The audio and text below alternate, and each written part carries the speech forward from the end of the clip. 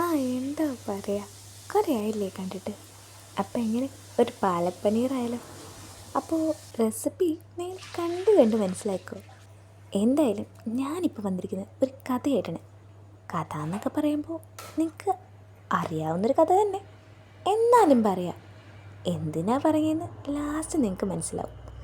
അപ്പോൾ ഒരിടത്തൊരിടത്തൊരിടത്ത് ഒരിടത്തൊരിടത്തൊരിടത്ത് രണ്ട് കൊക്കുകളുണ്ടായിരുന്നു.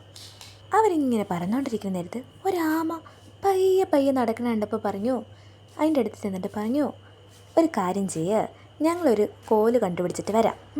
നീ അതിൻ്റെ നടുക്ക് നിൻ്റെ വാ വെച്ച് കടിച്ച് പിടിച്ചിരുന്നാൽ മതി. ഞങ്ങൾ അപ്പുറം ഇപ്പുറമായിട്ട് ഞങ്ങൾ കടിച്ച് പിടിച്ച് നിന്നെ ആകാശത്തിലൂടെ പറത്തി അക്കരെ എത്തിക്കാൻ തുടങ്ങി.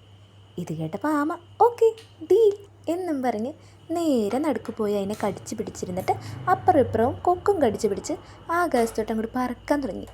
ഇത് കണ്ടപ്പോൾ താഴേന്ന് കുറേ പേര് കുറച്ച് കുശുമ്പ് കൂടിയിട്ട് കുറച്ച് അസൂയൊക്കെ ആയിട്ട് ഈ കുറുക്കന്മാരും മുയലുകളും കുയിലുകളും മയിലുകളും ഒക്കെ ആയിട്ട് അവിടെ കിടന്ന് അതിനെ കളിയാക്കാൻ തുടങ്ങി. ഏത് ആമേനെ കളിയാക്കാൻ തുടങ്ങി.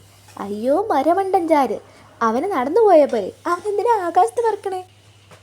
ഇത് കേട്ടപ്പോൾ കൊക്കുകൾ പറഞ്ഞു, ആമേ നീ വാ തുറക്കല്ലേ, വാ തുറന്ന നീ താഴെ വീണ് ചത്തു. ഇത് കേട്ടപ്പോൾ ആദ്യം ആമ കുറേയൊക്കെ സഹിച്ച് പിടിച്ചെങ്കിലും അവസാനം സഹിക്കിട്ട് ആമ വാ തുറന്നിട്ട് തുടങ്ങി. ആരടാ മരമണ്ടൻ ചാര്? വാ തുറക്കുന്നു, ആമ താഴെ വീഴുന്നു, ചത്തു പോകുന്നു. ഇപ്പം നിങ്ങൾ ആലോചിക്കുന്നുണ്ടാവും, അല്ല ഇവളെന്തിനാ ഈ ഡിപ്രഷൻ പിടിച്ച കഥയൊക്കെ നമ്മളെ കേൾപ്പിക്കണേ? വേറെ ഒന്നും കണ്ടല്ല, നമ്മുടെ ലൈഫിൽ ഇങ്ങനെയൊക്കെ തന്നെയാണ്. നമ്മൾ എന്തെങ്കിലും നല്ലത് ചെയ്യാൻ നോക്കുമ്പോഴും ആൾക്കാർ കുറ്റം കണ്ടുപിടിക്കും, ഒന്നും ചെയ്തില്ലെങ്കിലും ആൾക്കാർ കുറ്റം കണ്ടുപിടിക്കും. അത് അവരുടെ ഒരു ശൈലിയാണ്. പക്ഷെ അതിലൊന്നും നിങ്ങൾ കേട്ട് നിങ്ങളുടെ മനസ്സൊന്നും മാറണ്ട. നിങ്ങൾക്ക് എന്ത് ശരി തോന്നുന്നു അതങ്ങോട്ട് ചെയ്യും ആശേ.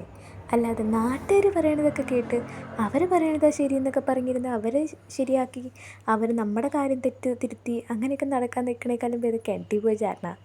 അയ്യോ കിണറ്റിലൊന്നും പോയി ചാടിയേക്കല്ലേ, ചുമ്മാ പറഞ്ഞ.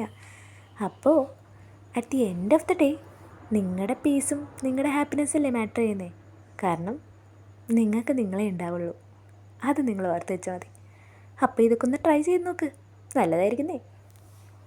പിന്നെ ഉണ്ടല്ലോ, ഈ റെസിപ്പി മനസ്സിലായില്ലെങ്കിൽ പറഞ്ഞാൽ മതി കേട്ടോ, പറഞ്ഞുതരാം, അതിനൊന്നൊരു ബുദ്ധിമുട്ടില്ല. അപ്പം എങ്ങനെ, ശരി.